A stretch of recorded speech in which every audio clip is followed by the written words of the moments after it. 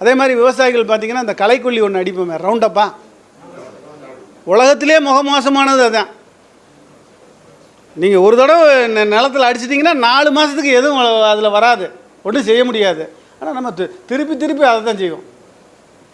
அப்புறம் அந்த நிலம் மலடாகி போச்சுன்னா ஏன் மலடாகாது? இல்லை அதாங்கய்யா, இல்லை அதில் செய்யலாம்.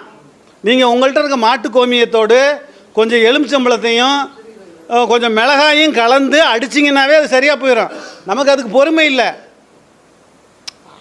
அது லிட்ரு 1500 அதை கொடுத்து வாங்கி செய்கிறதுக்கு தயாராக இருக்கிறமே ஒழிய, நம்ம நாட்டு மாட்டு கோமியம் எலுமிச்சம்பழம் மிளகா கலந்து அடிச்சிங்க, உப்பு கொஞ்சம், நம்ம சால்ட்டு இந்த சால்ட்டு வாங்கக்கூடாது.